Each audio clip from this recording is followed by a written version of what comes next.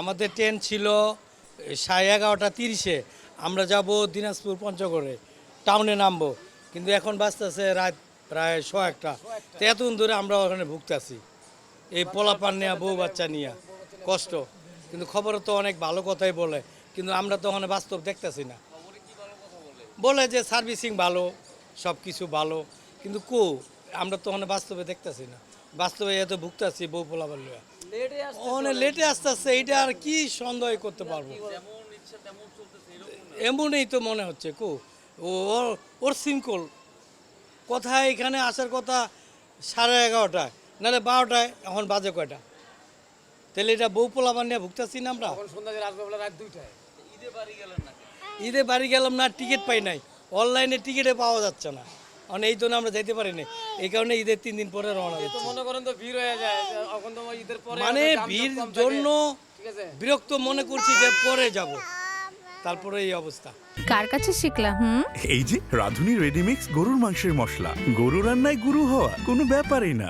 ঈদে যাওয়ার খুব ইচ্ছে ছিল, কিন্তু ট্রেনের টিকিট না পাওয়ার কারণে এই জন্য বাড়িতে ডেটটা পিছিয়ে নিলাম। আর এই যে জার্নিটা করছি, খুবই বিভ্রান্ত একটার মধ্যে আছে, ফ্যামিলি নিয়েও যাওয়া হচ্ছে না, খুব বিরক্তকর। এটা সরকার যদি একটু খেয়াল করতো যে সঠিক সময় যে ট্রেনগুলো যেন আসে এবং মানুষজন বাড়ি যেতে পারে, এই ভোগান্তি যেন না হয়। আজকের ভোগান্তিটা হচ্ছে 11:45-এর ট্রেন ছিল, সেখানে এখন 12টার দিক দিয়ে মেসেজ পেলাম যে 1:45-এর ট্রেন আসবে। এখন দেখা যাক কখন আসে। এই আশায় এখনও আমরা এই যে ফ্যামিলি নিয়ে এখনও বসে আছি। এই যে ছোট ছোট বাচ্চাদের অনেক কষ্ট হচ্ছে। এখন কি করার, কষ্ট তো করতেই হবে, তবু ঈদ করতে হবে বাড়িতে গিয়ে। এরকমই মনে হয় মাঝে মধ্যে, মনে তো হয় যে সরকার এদিক দিয়ে মনে হয় কখনো নজর দেয় না, যে মানুষ এই যে এত কষ্ট করছে, ঈদে বাড়ি ফিরছে, যাচ্ছে। এখন এটা সরকার একটু খেয়াল করা উচিত সরকারের। আমি মাননীয় প্রধানমন্ত্রী তারেক রহমানের কাছে এটা আমি খুব করছি আর কি। আলহামদুলিল্লাহ ভালোই গেছে। গিয়েছিলাম বাসে, আসলাম লঞ্চে। বাস যাত্রা একটু ভাল লাগে না এত একটা, তো লঞ্চেই ভাল লাগে। লঞ্চে আসলাম ভালোভাবে, ফাঁকাই ছিল।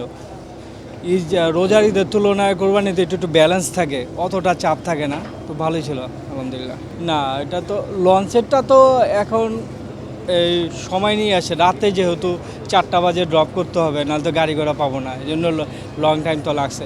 বাসেরটা একটু দৃষ্টিকটু, কারণ বাসে অনেক জায়গায় থামছে, যাত্রী উঠানোর জন্য থামছে, বিভিন্ন কারণে থামছে, এ কারণে লেট হয়েছে।